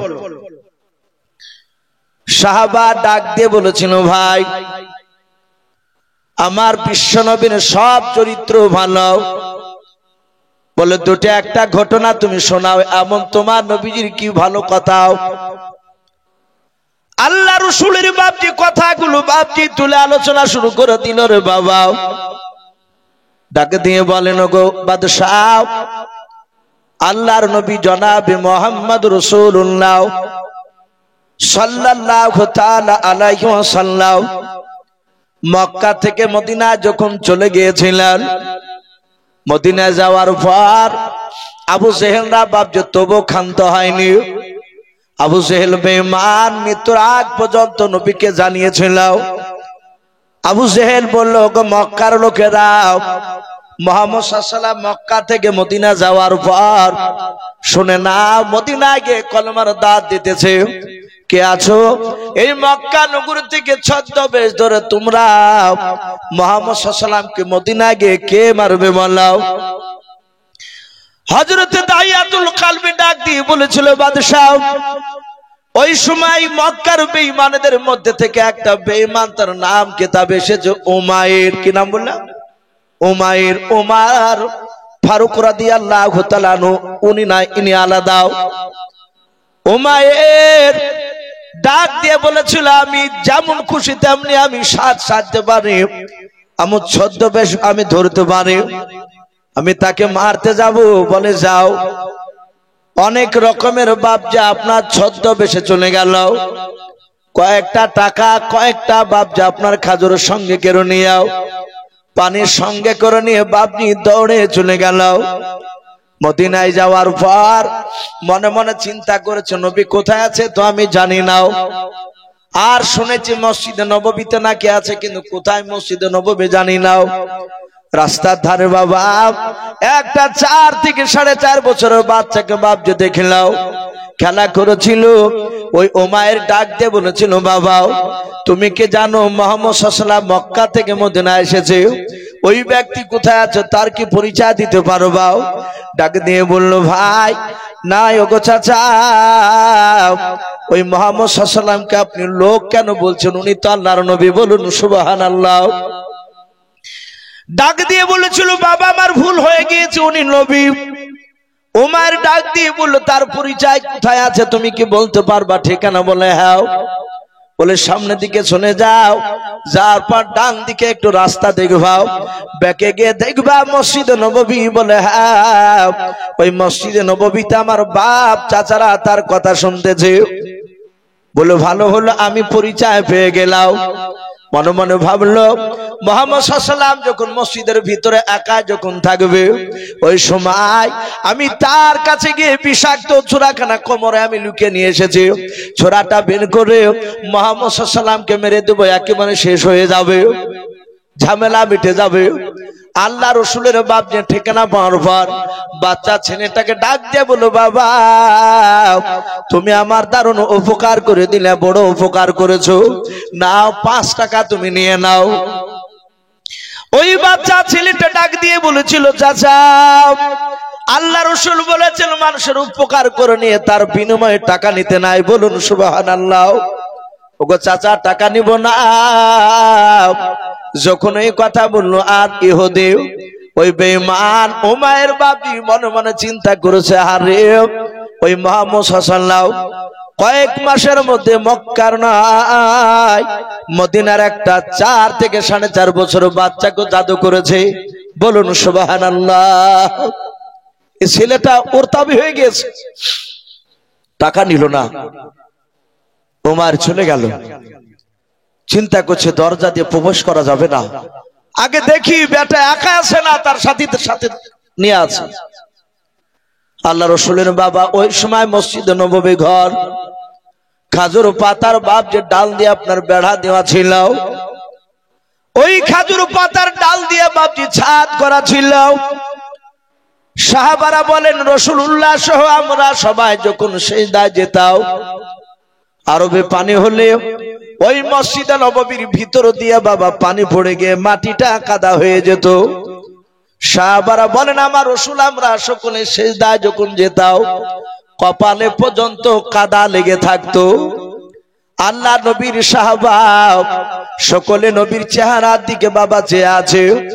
এইদিকে বাবা উমায়ের আপনার খাজুর গাছের আপনার পাতাগুলো একটা দরজা নয় বাবা, একটা বেড়ার দিকে তাকিয়ে এইভাবে পাতাগুলো সরে তাকিয়ে দেখছিল নবী একা আছে না দলবল নিয়ে আছে, যাহাতে বাপজি উকে মেরে দেখতে যাবে।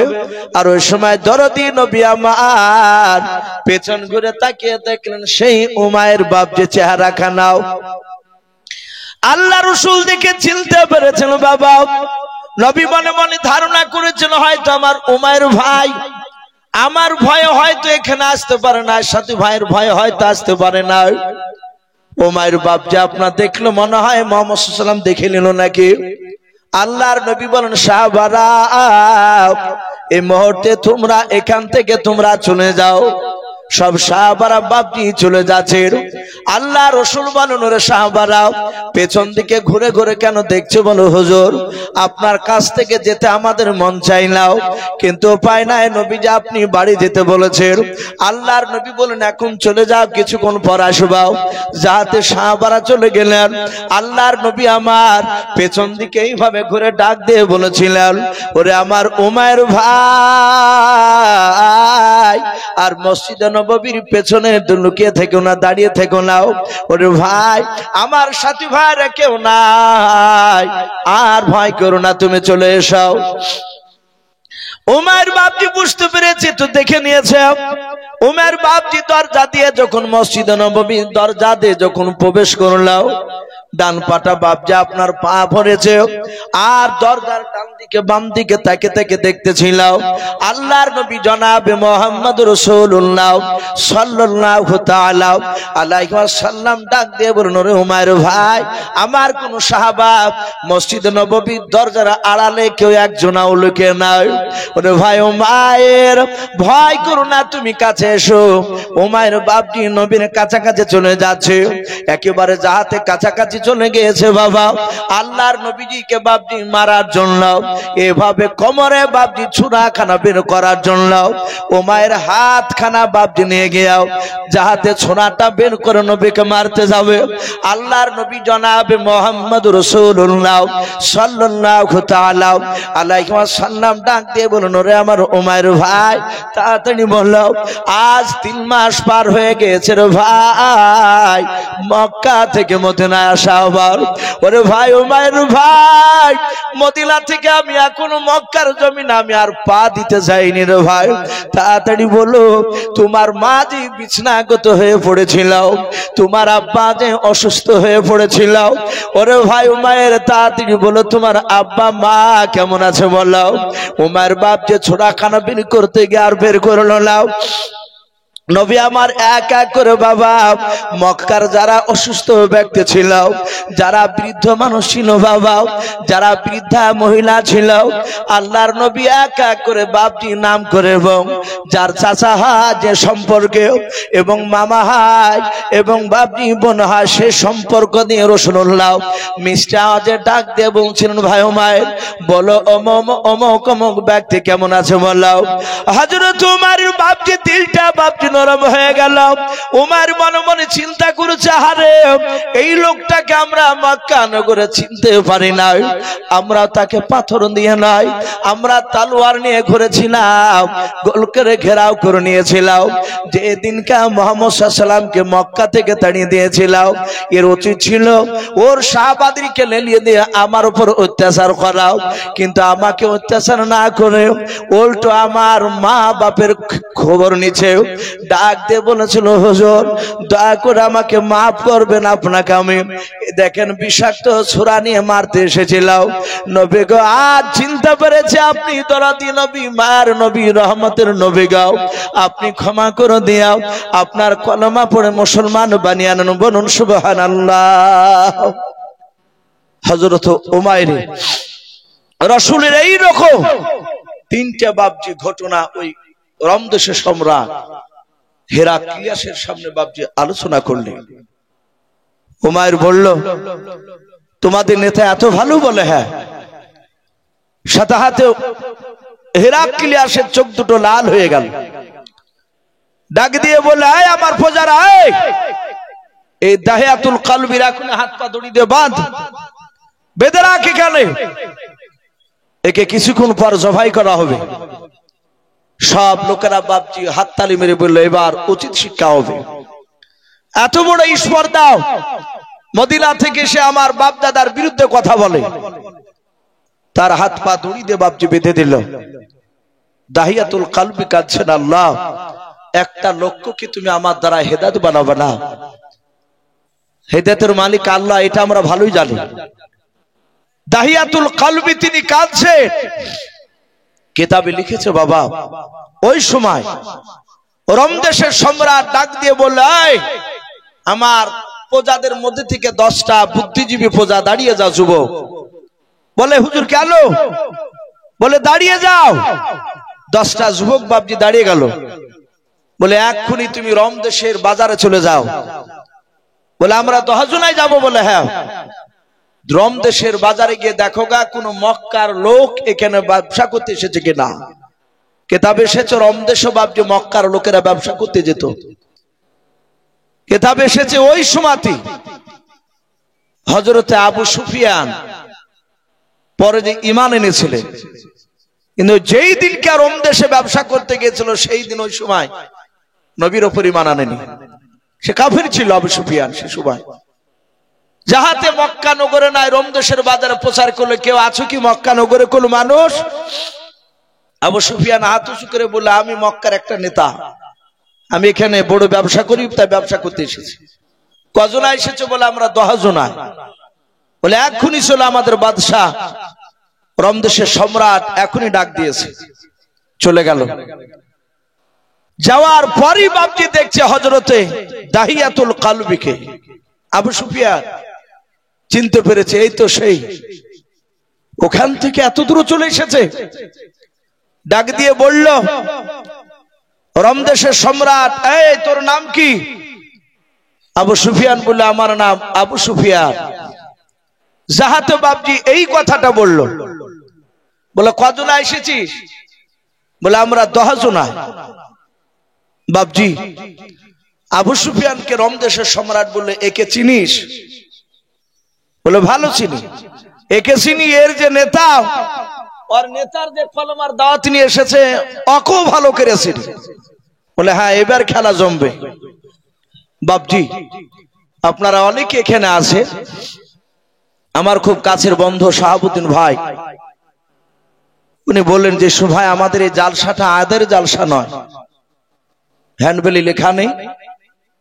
উনি বলছিলেন যে আমরা মসজিদে ইট নিয়ে এসেছি প্রাচীর দেওয়ার জন্য। তো প্রাচীর কিছুটা মনে হয় হয়েছে, মনে হয় বলছিলেন যে রং করা হয়নি। তা উনি বললেন যে ভাই চাপাচাপি করবেন না, একটু মিনিট 2-3 একটু বলবেন শেষের বেলায়। প্রায় রাত্রি 11টা বাজে পার হয়ে গেল। ইনশাআল্লাহ আজকে জালসার প্রধান বক্তা আর কয়েক মিনিটের মধ্যে হয়তো হাজির হয়ে যাবে।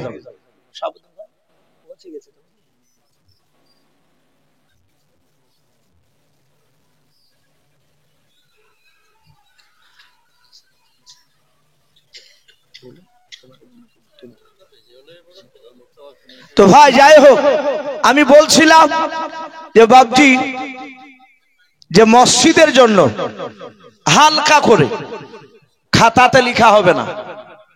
যদি বলেন যে ওয়াদা থাকলেও বলে না, ওসব ওয়াদা লেখা হবে না। যদি বাপ 200, 100, 500, 1000 কাছে থাকলে ইনশাআল্লাহ মিনিট 5 মতো বাপ যে একটু আসি আল্লাহর ঘরকে তৈরি করার জন্য, মসজিদটা পাঁচিল রং করা হবে এই গ্রামের। দেখ মাশাআল্লাহ, লজ্জা করবো না ভাই। এ দেখেন একজন ভাই আমার 200 টাকা দিয়েছেন, আল্লাহ তার দানকে কবুল করুন, বলুন আল্লাহুম্মা আমিন। জি একটু আসি, একটু আসি, এখানে একটু আসেন সামনে। মাশাআল্লাহ, আমি শুনলাম এই বাবজি মাদ্রাসার সেক্রেটারি সাহেব, কেশিয়ার সাহেব, উনি আলোচনা হচ্ছিল, উনি যাই হোক উনি বলছেন আমি কালি দেবো 2000 টাকা, আল্লাহ তার দানকে কবুল করুন, বলুন আল্লাহুম্মা আমিন। আরেকজন বাপজি 200 টাকা, আরেকজন বাপজি আমার 200 টাকা, আল্লাহ সকলের দানকে আল্লাহ কবুল করুন, বলুন আল্লাহুম্মা আমিন। বাপজি আমি চাপ নয়, 200 100 500 যদি থাকে নগদ একটু দিয়ে যান। জি এ দেখেন আরেক 500 টাকার দাতা, মাশাআল্লাহ, হরকত বরকত হয়। ওগো আল্লাহ যারা দান আল্লাহ যারা করছে যারা করতে পারে না, তুমি সকলকে নবী চেহারা না দেখে আমাদের মত দিও, বলুন আল্লাহুম্মা আমিন। আর একজন 150 টাকা, দেখেন আরেকজন বাপজি কত আছে 1000 টাকা, আল্লাহ তার 1000 টাকা নগদ দানকে তুমি কবুল করে নাও, একটু আসি। আর একজন ভাই 100 টাকা, বাপজি নাম না করলে অসুবিধা নেই, আল্লাহ দেখতে পাচ্ছেন। আর একজন বাপজি 500 টাকা, আল্লাহ দানকে কবুল করুন, মাশাআল্লাহ। এই দেখেন আরেকজন ভাই আমার 100 টাকা, আরেকজন যুবক ভাই 150 টাকা, আল্লাহ সকলে দানকে আল্লাহ কবুল করুন, বলুন আল্লাহুম্মা আমিন। মাশাআল্লাহ। বাপজি একটু আসি, যদি 1005 টাকা যদি হয় ইনশাআল্লাহ অনেক কাজে লেগে যাবে, রঙের পয়সা হয়ে যাবে ইনশাআল্লাহ। আরেকজন ভাই আমার 100 টাকা নগদ, আল্লাহ তার দানকে কবুল করুন। আরেকজন ভাই 100, আরেকজন বাপজি 100, আরেকজন বাপজি স্টেট থেকে 500 টাকা, আল্লাহ সকলে দানকে আল্লাহ কবুল করুন, বলুন আল্লাহুম্মা আমিন। মাশাআল্লাহ, জাযাকাল্লাহ। জি আসি, আলহামদুলিল্লাহ। আল্লাহর কাছে দোয়া করব, আল্লাহ তুমি এই জালসাকে কবুল করে নাও। ওগো মাওলা দেখো তোমার বান্দা বান্দিরা তারা কষ্ট করে ওয়াজ শুনছে, 100 টাকা 100 টাকা ঘুরে দেব, আল্লাহ তার 100 টাকা বাপজি দানকে কবুল করুন, মাশাআল্লাহ। আরেকজন ভাই আমার এই দেখেন 200 টাকা দিয়েছেন, আল্লাহ তার দানকে কবুল করুন। জি বাপজি চাপ নয়, লজ্জা করব না, 5 টাকা থাকলেও দিয়ে যাবো ইনশাআল্লাহ। 5 টাকা যদি থাকে একটু নগদ দিয়ে যাবে আল্লাহর ঘরকে তৈরি করার জন্য। জি রাত্রি প্রায় 11টা বাপজি পার হচ্ছে চললো, আর তাতে বাপজি এখন মাধ্যমিক পরীক্ষার সময়, আজকে হয়তো পরীক্ষা নেই না, আগামী শনিবার থেকে মনে হয় আছে। তো যাই হোক, বেশি রাত্রি মা বোনদের কাছ থেকে 500 টাকা এসেছে, আল্লাহ মা বোনদের 500 টাকা দানকে কবুল করুন। ওগো মা বোন আপনারা 200 150 10 টাকা যে যা পারবে ইনশাআল্লাহ হাত বাড়াবেন। এ দেখেন আরেকজন আল্লাহর বান্দা 100 টাকা। জি রাত্রি খুব গভীর করে জালসা করা ঠিক না, হয়তো আমরা ভাবি যে যত রাত্রি মাইক বাজবে সে জালসা বড় হলো তাই ভাবি। এ দেখেন আরেকজন ভাই আমার 150 টাকা, এ দেখেন আরেকজন বাপজি 100 টাকা, মাশাআল্লাহ। এ দেখেন আরেকজন ব্যক্তি 50 টাকা। জি আপনারা হয়তো মাশাআল্লাহ কেরালা থেকে মুস্তাফার আব্বার জন্য উনি 2000 টাকা দিবেন, আল্লাহ তার দানকে 2000 টাকা দানকে কবুল করে নিয়ে আল্লাহ কেরালায় যে আছে তাকে যাবতীয় বিপদ থেকে হেফাজত করুন, আল্লাহুম্মা আমিন। তার আব্বার কবর আযাবকে মাফ করুন। আরেকজন 100 টাকা, আল্লাহ তুমি আলিমুম বিযাতিস সুদূর, তুমি সকলের অন্তর তুমি জামিন। ওগো মাওলা তুমি সকলের দানকে কবুল করো না, যারা দিতে পারে না তাদেরকে কবুল করে নাও। ওই দেখেন আরেকজন বাপজি 100 টাকা, আল্লাহ কবুল করুন, বলুন আল্লাহুম্মা আমিন। জি মাশাআল্লাহ। এ দেখেন আরেকজন বাপজি 50 টাকা, আল্লাহ তার দানকে কবুল করো, কবুল করো আল্লাহ, তুমি সকলের দানকে কবুল করে নাও। মোলা আজকে জালসার মাহফিল কবুল করে না। আরেকজন ভাই আমার 50 টাকা দিয়েছে তোমার ঘরকে তৈরি করার জন্য। ওগো মহল্লা তোমার রাসূল বলেছেন কিয়ামতের ময়দানে সব ধ্বংস হয়ে যাবে, মসজিদ ধ্বংস হবে না, মসজিদ অক্ষত অবস্থায় উঠে যাবে। ওগো মহল্লা এই মসজিদে যারা টাকা দান করছে তুমি সেদিন আল্লাহ তুমি তাদের সহায় হয়ে যায়। মাশাআল্লাহ দেখেন মা বোনদের কাছ থেকে আবার 500 টাকা, আল্লাহ সকল মা বোনের দানকে কবুল করে নিও।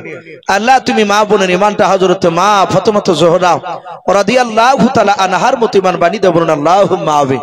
ভাই আলহামদুলিল্লাহ যথেষ্ট আপনারা। এ দেখেন আরেকজন ভাই দুজনায় 200 টাকা দিয়েছে।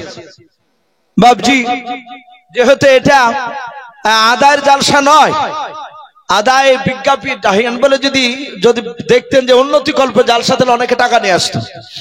তো যাই হোক বিনা আদায়ের জালসাতে যেহেতু কমিটির তরফ থেকে একটু বলেছে তাই একটু বললাম, অনেক টাকা হয়ে গেছে মাশাআল্লাহ। আরেকজন ভাই আমার এ দেখেন আহারে কষ্ট করা 50 টাকা দিয়েছেন। আরেকজন ভাই আমার 100 টাকা দিয়েছে। আরেকজন ভাই 500 টাকা দিয়েছেন, আল্লাহ তুমি সকল দানকারী দানকে তুমি কবুল করে নাও, বলুন আল্লাহুম্মা আমিন, আল্লাহুম্মা আমিন। তো ভাই যাই হোক, আর কিছুক্ষণ বাপজি কথাটা বলে ইনশাআল্লাহ আমার বক্তব্য করব। আর রাত্রি অনেক হয়ে যাচ্ছে, আর আপনারা হয়তো বাপজি অনেকে চিন্তা ভাবনা করবেন যে প্রধান বক্তা আসবো বললে। ভাই সত্য কথা সব জায়গাতে বলতে আমিও ভালোবাসি, আর সত্য কথা বলাটাই ভালো। এ দেখেন আরেকজন বাপজি 50 টাকা, হয়তো নাম শুনে যারা জানেন এই জালসায় আজকে কে আসছে, আজকে যিনি আসছিলেন হযরত মাওলানা বদরুল আলম সাহেব দামাত বারকাতুহুম আলিয়া। উনি অলরেডি বাড়ি থেকে বাপজি বেরিয়ে এসেছিলেন। আমি যখন স্টেজে উঠি সে সময়তে বললেন যে বাবা রাস্তাতে এসে গাড়ি স্টার্ট বন্ধ হয়ে গেল। আমি মিস্ত্রি ডেকে পাঠালাম, দেখি বাবা আমি পৌঁছাবো কি করে। তো মিস্ত্রিতে এসে গাড়ি জুত করছিল, যে বললো যে বাবা ইনশাল্লাহ পৌঁছাচ্ছে। গাড়ি জুত করে আবার যখন উনি স্টার্ট দিয়ে আসছিলেন তখন আমি ফোন করলাম, আস্তে আস্তে রাস্তা। শেখ সাহেব যে জালসার আজকে সভাপতি উনিও ছিলেন। তো উনি বললেন যে বাবা আস্তে আস্তে মিস্ত্রিতে চালিয়ে দিতে বললো। আবার আস্তে আস্তে কিছুটা বলো কয়েক কিলোমিটার এসে আবার গাড়ি বন্ধ হয়ে গেছে। তো বাপজি এখন বিপদ তো বাপজি বলে আসে না, আর উনি ইচ্ছাকৃত অন্য জায়গায় পালিয়েও যায়নি। অনেকে ধারণা হয়তো অনেকে ভুল করবে, ধারণা ভুল আমরা করবো না ইনশাল্লাহ। তো যাই হোক সভাপতি বললেন যে ভাই উনি মনে হয় সম্ভবত আর পৌঁছাতে পারবেন না, যেহেতু গাড়ি বন্ধ হয়ে গেছে। তো যাই হোক বাপজি আমি যে কথাটা একটু আলোচনা করছিলাম, যে ওই আবু সুফিয়ান এসে বলল আমি একে চিনি, এর নেতাকেও চিনি। রমদেশের সম্রাট বলল তাহলে এবার কার লাগবে মজা। বলে এর নেতাকে ছিলিস? দাহিয়াতুল কালবির নেতা মুহাম্মদ সাল্লাল্লাহু আলাইহি ওয়াসাল্লাম নবুয়ত দাবি করেছে? বলে হ্যাঁ। বলে জানি। বলে দাহিয়াতুল কালবি বলেছে সে লোকটা নাকি খুব ভালো, ওর চরিত্র ব্যাপারে একটু বলধিনি। আবু সুফিয়ান দেখলে হ্যাঁ এবার সুযোগ পেয়েছে, ও তো নবীর ভক্ত নয়, নবী দুশমন। তখন আবু সুফিয়ান এটাও চিন্তা করছে যে হিরাক্লিয়াস রমদেশের সম্রাট, বড্ড চালাক, এর সামনে মিথ্যে কথা বললে ধরা পড়লি তাকে জবাই করে দেয়।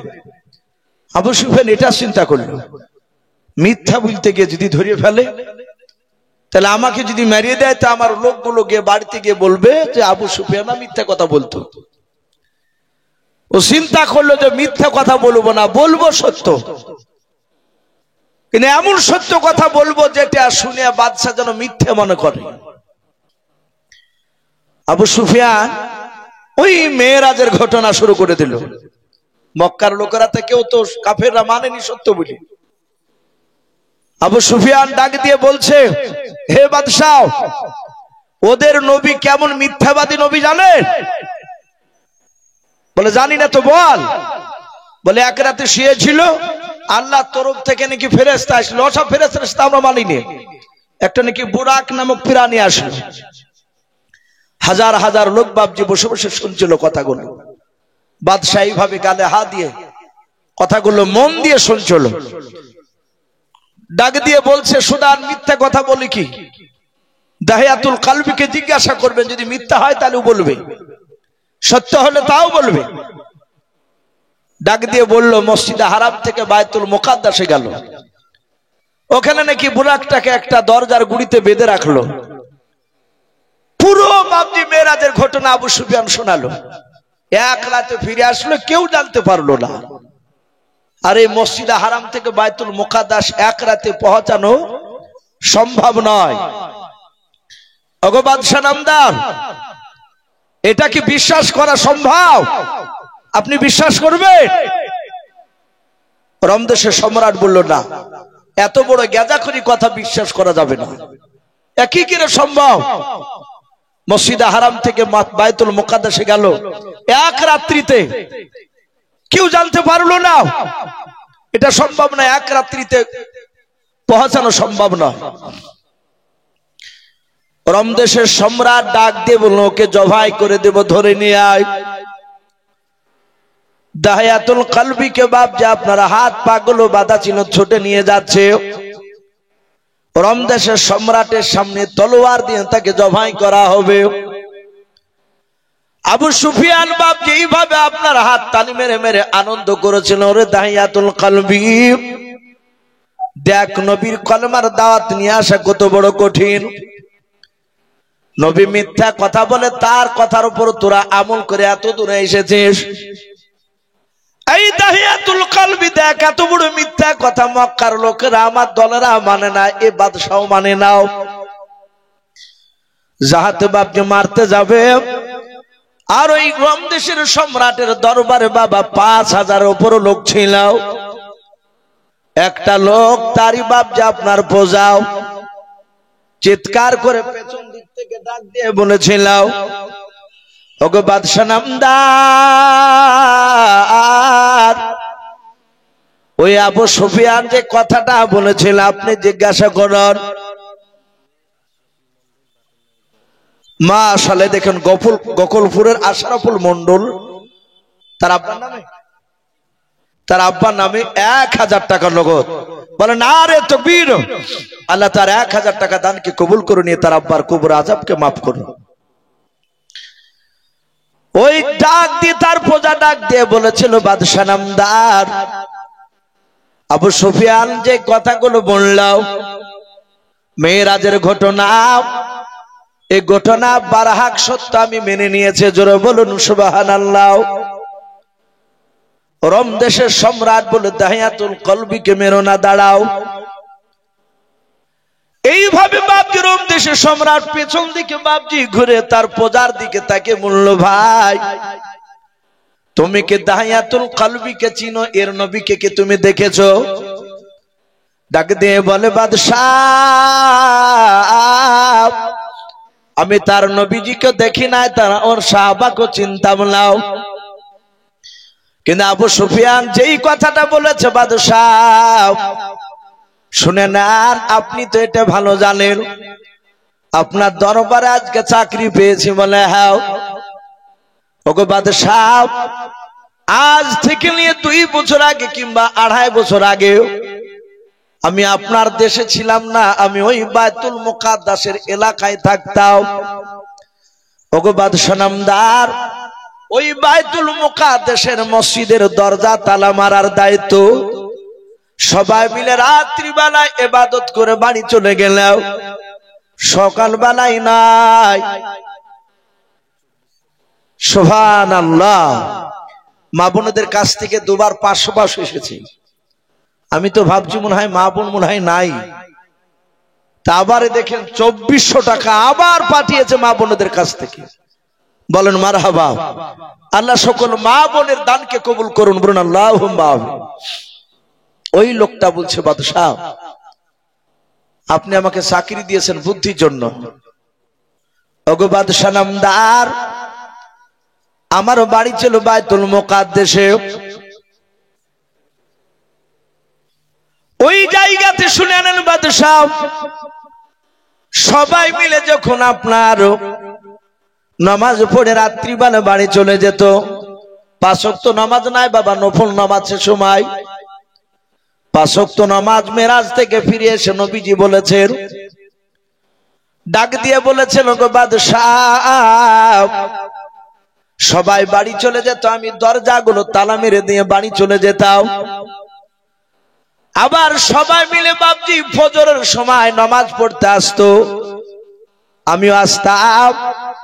কিন্তু সবার আগে এসে আমি মসজিদে বাইতুল মুকাদ্দাসের দরজার তালাগুলো খুলে দিতাম।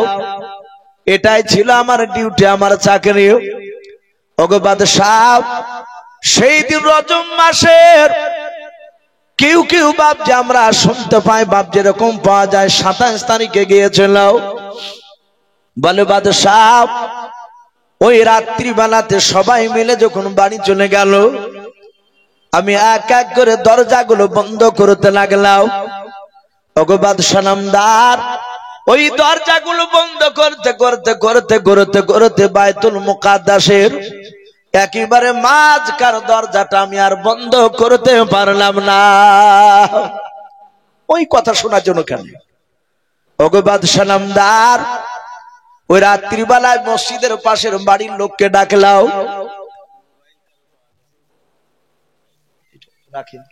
দেখেন হবে না ভাই, একটা মোবাইল পাওয়া গেছে, অ্যান্ড্রয়েড সেট মোবাইল। যদি কোনো ভাইয়ের, কোনো মা, কোনো বোনের, কোনো বাপটি যদি পড়ে যায়, পড়েছে তো নিশ্চয়ই কারো, তো মোবাইলটা স্টেজে আমাদের শেখ সাহেবের কাছে আছে, কি সেট নাম বলে ইনশাল্লাহ নিয়ে যাবে। একটা মোবাইল এখানে রাখা আছে, তাই নিয়ে যাবেন দয়া করে। ডাক দিয়ে বলেন, বাদশাহ আমি মসজিদের পাশের লোকের কাছে গেলাম, আপনাদের এই মসজিদের এখানে তো মসজিদ আছে কোথায়, সামনে না, এই মসজিদের ইমাম সাহেব কোনো দরকার হলে পাশের লোকের কাছে তো যায়।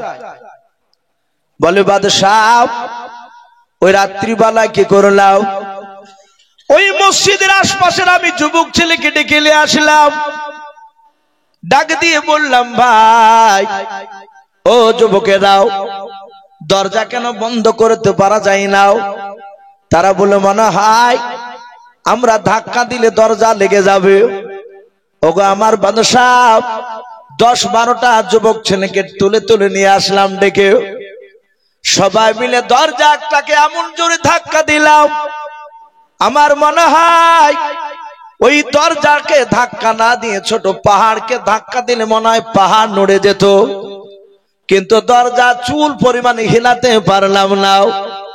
যুবকেরা বলল, হুজুর মনে হয় ছাদ নেমে বসে গিয়েছে দরজার উপরে, এই দরজা সরানো সম্ভব নয় রাত্রি বেলায়। সকালবেলায় আমরা ছাদ কাটা মেশিন যন্ত্র নিয়ে এসে ছাদটা কেটে দিয়ে দরজা ফিটিং করে দিয়ে চলে যাব, চিন্তা করবেন না, বাড়ি চলুন। ও বাদশাহ নামদার আমার অর্ধাঙ্গিনী বিবির সামনে সব কথা আলোচনা করলাম, মাঝকার দরজাটা ভিড়াতে পারলাম না, খোলা থেকে গেল। ওগো বাদশাহ নামদার, আমি ভালো করে দেখলাম দরজার গুড়ি কোনো পাথর পড়েছিল না। ওই রাত্রিবেলায় আমার বিবির সামনে গিয়ে যখন আলোচনা করলাম, আমার বিবি ছিল আল্লাহ ওয়ালি বুজুর্গ বান্দি ছিল, আমার বিবি কথা শুনে ডাক দিয়ে বলে, আমার মনে হয় আজকে সারা পৃথিবীর মধ্যে আল্লাহর সবচেয়ে কাছের বান্দা হয়তো এখানে নামাজ পড়তে আসবে, বলুন সুবহানাল্লাহ। ওগো আমার বাদশাহ,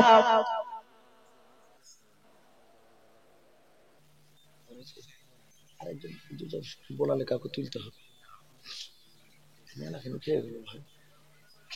কাল বকেছে, ঘুম নাই, পিঠে লাগছে, একটা কাউকে ডাকেন 10 মিনিট। হযরতে বাদশাহ, বাপজি চলে যাব না বাপ, হুজুর বলে প্রায় 55 তলা চলে এসেছে, আবার মনে হয় গাড়ি স্টার্ট নিয়েছে। আমার এটা বিশ্বাস উনি বাপজি জবান খেলাপ করে না। আমি ওনার সঙ্গে অনেক জালসায় গিয়েছি, আল্লাহ বেঁচে রাখলে আগামীকাল আবার থাকবো বাপজি ওই খড় গ্রাম, গোপীনাথপুর বলে একটা গ্রাম, এই বাদরুল আলম সাহেব আমি আগামীকালও আছে একসঙ্গে। আমি দেখেছি ওনার সাথে যতটা চলাফেরা করেছে, উনি মিথ্যা কথা বলে বাপজি অন্য কোথাও পালিয়ে যায় না, এটা আমার অগাধ বিশ্বাস ছিল ওনার উপরে। কিন্তু তবু ব্যতিক্রম ঘটতে পারে, অসুবিধা তো যাই, উনি আসছেন ভাই, যারা চলে যাচ্ছি আমরা যাব না ভাই, ঘুরে আসবো। খুব আল্লাহওয়ালা বুজুর্গ মানুষ, ওনার কিছুক্ষণ কথা শুনে ইনশাআল্লাহ একটু দোয়া তো শরীক হবো, বলুন ইনশাআল্লাহ। আমি উনি আস্তে আস্তে বাপজি আরেকজন শেখ সাহেবকে বললাম 2-10 মিনিট কথা বলার জন্য, বাপজি ইনশাআল্লাহ উনি চলে আসবে 55 তলা, মানে আর আধ ঘন্টার মধ্যে ঢুকে যাবে ইনশাআল্লাহ। তো ভাই আমি বলছিলাম, ওই বাদশাহ ডাক দিয়ে বলল, ওগো বাদশাহ নামদার, আমি রাত্রিবেলা বিবিকে বললাম, বিবি ওই কথা বলল, আমি তো গুরুত্ব দিলাম না। ওগো বাদশাহ নামদার, সকালবেলায় সবারই আমি আগে চলে গেলাম, সবারই আগে আমি যাওয়ার পর দেখলাম ওই বাইতুল মুকাদ্দাসের দরজাখানা যেইভাবে খোলা ছিল ওইভাবে খোলা আছে। ওগো বাদশাহ নামদার, কিন্তু ওই যে আবু সুফিয়ান বলেছিল বোরাকটা নাকি ওই দরজার গুড়িতে বেঁধে রেখেছিল। ওগো বাদশাহ নামদার, সকালবেলা দেখলাম একটা পাথর ওই দরজার গুড়িতে পড়েছিল, বলুন সুবহানাল্লাহ। রাতের বেলায় পাথর ছিল না, সকালবেলা দেখছি দরজার গুড়িতে পাথর। ওগো বাদশা নামদার, ওই পাথরটাকে আমি উল্টে পাল্টে দেখে লাও, পাথরটার ভেতরটা একটু ছিদ্র করা ছিল, ফুটো ছিল। ওগো বাদশা নামদার, আমি পায়ের দিকে, মাটির দরজার দিকে আমি তাকালাম, দেখলাম ওই দরজার গুড়িতে একটা জানোয়ারের পায়ের ছাপ ছিল। বলুন সুবহানাল্লাহ। যে জীবনে বাপজি বাঘ দেখেনি, তাকে বাঘের পায়ের ছাপ, পাহাটি দিলে বুঝতে পারবে যে এটা কিসের ছাপ। বোরাক আমরা তো কেউ দেখে নাই, কিছু ক্যালেন্ডারে দেখেন বাড়িতে বোরাক ছাপানো থাকে, একটা ঘোড়া দিয়ে দুই দিকে দুটো পাখা দিয়ে বলে এটা বোরাক। ওটা বিশ্বাস করলে গোনা হবে। বোরাক একমাত্র রাসূলুল্লাহ, জিবরিল, বাদ বাকি কেউ দেখে নাই পৃথিবীর মানুষ। কিন্তু কিয়ামতের ময়দানে বাপজি বোরাক ইনশাআল্লাহ আমাদেরকে দেখাবে। নবী বলেছেন বোরাকের গতি, আর গতি কতটাই, পা এখান থেকে পা তুলে যেখানে পড়ে, নবীজি বলেছেন যে চোখের দৃষ্টি যতদূর যায়, যতদূর পড়বে ততদূর এর এখানকার ধাপ ওই জায়গায় যে পড়বে। বলুন আলহামদুলিল্লাহ। বোরাকের এত গতি। ডাক দিয়ে বলেন বাদশাহ, আমি ওখানে একটা জানোয়ারের ছাপ দেখেছিলাম পায়ে, তা আমি বুঝতে পারলাম যে মেরাজের ঘটনা সত্য। আবু সুফিয়ান বলতে গেছিল মিথ্যে জানে বলে, এক করতে যা আর এক হয়ে গেল। লাস্টে ওই বাদশাহ সহ তারা ঈমান এনেছিলেন। বলুন সুবহানাল্লাহ। ভাই তো যাই হোক, আমার অনেকটা বলা হয়ে গেছে, আর বুঝতে পারছেন বাপজি বারবার বলা লাগবে না, যেহেতু এখন প্রায় আলেমরাই বাপজি এখন প্রায় দিনই বাপজি আমাদেরকে বক্তব্য দিতে হচ্ছে। তো যাই হোক, আমার পরে হয়তো রাহিবুল ভাই আমার আসলে মুফতি সাহেবকে বললাম, শেখ সাহেব হুজুরকে, উনি মিনিট 15 হয়তো কথা আপনাদের সামনে হুজুর আসা পর্যন্ত আলোচনা করবে। তো যাই হোক আলহামদুলিল্লাহ। ভাই আপনাদের কাছে বেশ কিছু কথা আলোচনা করেছি, বলার মধ্যে ভাষার মধ্যে যদি ভুল হয়ে যায় সকলে ছোট ভাই কিংবা ছোট ছেলে সব ক্ষমা করবে। এই বলে না, কথা বলো না ভাই, চুপ করে থাকো। এই বলে আমার বক্তব্য আমি ইতি টানছি, আপনারা সকলে ক্ষমা করবে। আর শেষের বেলাতে আবার শুনলাম মা বোনদের কাছ থেকে আবার 500 টাকা। আল্লাহ মা বোনের দানকে আল্লাহ কবুল করুন। ভাই আপনারা আমার হাতে যা দিলেন দিলে, হুজুর আসছেন আমার, উনি শেষের বেলাতে হয়তো যদি বলে আপনাদের কাছে থাকলে আবার দানের হাত বাড়াবেন ইনশাআল্লাহ। এ বলে আমার বক্তব্য শেষ করছি। আখিরি দাওয়ানা আলহামদুলিল্লাহি রাব্বিল আলামিন। আসসালামু আলাইকুম ওয়া রাহমাতুল্লাহি ওয়া বারাকাতুহু।